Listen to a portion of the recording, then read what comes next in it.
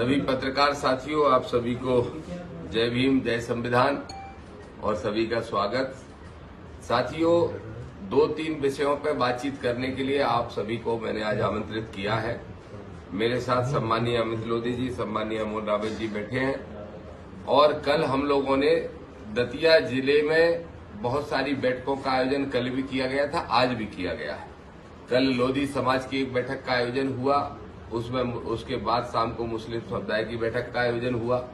आज दांगी समाज, रावत समाज और पाल बघेल समाज की बैठकों का आयोजन भी किया जा रहा है।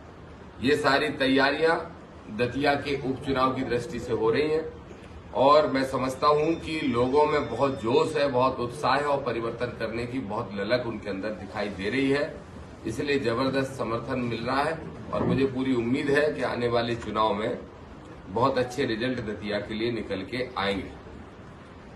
मेन मुद्दा यह है कि 2 विषय को लेकर सोशल मीडिया और मीडिया में बड़ा हंगामा मचा हुआ है। दामोदर यादव ने परशुराम पे ये बोल दिया, कुछ साधु संत जो अपने आप को कहते हैं, किसी ने 20 लाख रुपए का इनाम घोषित कर दिया कि दामोदर की गर्दन काट के लाओ तो 20 लाख रुपए देंगे। ऐसे जितने भी लोग हैं उन पर सरकारें क्या कार्रवाइयां कर रही हैं, ये देखने की आवश्यकता है। मैंने ऐसे सारे लोगों को चिन्हित करवा के मध्य प्रदेश के डीजीपी को और गृह सचिव को सबकी जानकारियां भिजवाने का काम कर दिया है। कोई 1 लाख रुपए की इनाम घोषित कर रहा है, कोई 20 लाख की कर रहा है, कोई 30 लाख की कर रहा है कि दामोदर यादव की गर्दन काट के लाओ। मैं स्पष्ट तौर पर फिर से कह रहा हूं कि कौन परशुराम है, मैं किसी परशुराम को नहीं जानता और नहीं जानना चाहता, स्पष्ट तौर पे कह रहा हूं। और इसलिए कह रहा हूं क्योंकि अगर आप किसी को मार मार के राम, डंडा मार के राम तो नहीं कहलवा सकते। हमारा भारत का संविधान और हमारी मानवता की सोच हमें ये राइट देती है कि हमको जिसको धर्म को मानना है, जिसको भगवान मानना है हम उसको माने, जिसको नहीं मानना है उसको नहीं माने। और परशुराम को दामोदर यादव इसलिए नहीं मानता कि परशुराम ने अपनी मां की गर्दन काटने का काम किया था।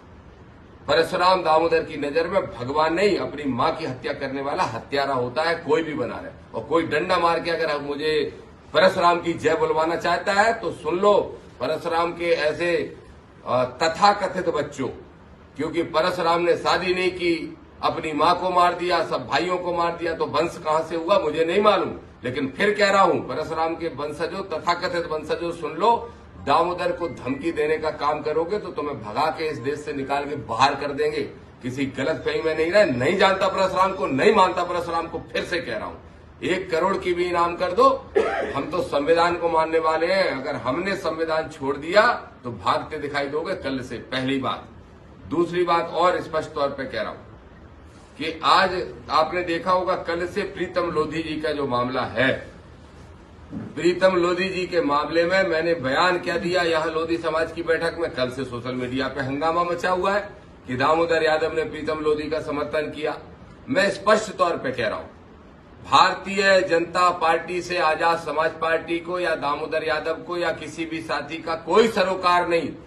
और भारतीय जनता पार्टी की गलत नीति, बल्कि ओबीसी के लोगों की क्या हैसियत है, ये बात मैंने कल कही थी। और फिर इस बात को दोहरा रहा हूं, प्रीतम लोधी पिछड़ा वर्ग का होने के नाते मेरा भाई है। भाजपा उसके साथ गलत करेगी लेकिन दामोदर यादव उसका साथ देने का काम करेगा। ऐसी भाजपा को सबक प्रीतम लोधी को सिखाना चाहिए।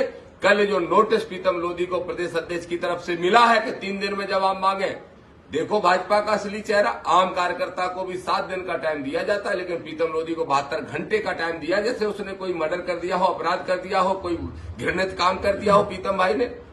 मैं फिर कह रहा हूं, मैं भाजपा के साथ नहीं, भाजपा को तो इस देश से उखाड़ के फेंकना है, लेकिन प्रीतम लोधी ओबीसी का है, उस नाते प्रीतम लोधी को, हमारे भाई का साथ देने के लिए दामोदर यादव पूरी ताकत से खड़ा है और खड़ा रहेगा। साथ में ये भी कह रहा हूं, प्रीतम लोधी को भी सोच लेना चाहिए, क्या जरूरत है ऐसी पार्टी की गुलामी करने की।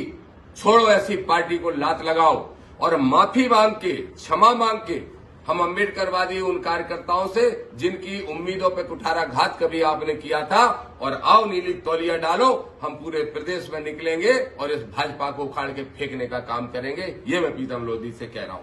लेकिन आए क्षमा मांगने के साथ क्योंकि उन कार्यकर्ताओं को हताशा और निराशा आई थी जब उन्होंने पहले साथ लेने के बाद फिर बीजेपी में चले गए थे। और ध्यान रखें प्रीतम, अगर आप हमारे साथ होते तो बागेश्वर के चरणों में आप नहीं बैठते, बागेश्वर आपके चरणों में बैठता, धीरेन्द्र शास्त्री। ये भी मैं आपसे स्पष्ट तौर पर कह रहा हूं। ये दो मुद्दों पर मुझे अपनी राय स्पष्ट करनी थी। एक बात और बहुत अहम है, दतिया का चुनाव होने वाला है।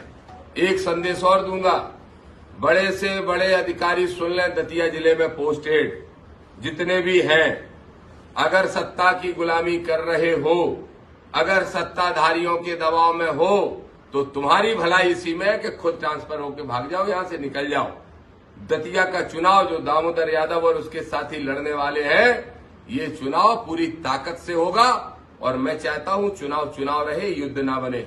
इसलिए सत्ताधारी भी होश में रहे और सत्ता की गुलामी करने वाले अधिकारी भी होश में रहे। जनता के आदमी को, दतिया की जनता को, एक भी कार्यकर्ता को, एक भी आम आदमी को किसी ने आंखें तरेरने का काम किया तो फिर उसको तरेर के निकाल देंगे। इस दतिया से ध्यान रखें और वो पूर्व गृह मंत्री और उनके चमचे भी ध्यान रखें। हम सब ने दतिया के चुनाव की पूरी तैयारी शुरू कर दी है और मुझे पूरा विश्वास है कि ऐतिहासिक जीत आजाद समाज पार्टी दर्ज करेगी। इन मुद्दों को लेकर आपके बीच में आया था। अब आपके कोई सवाल हो तो पूछ सकते हैं।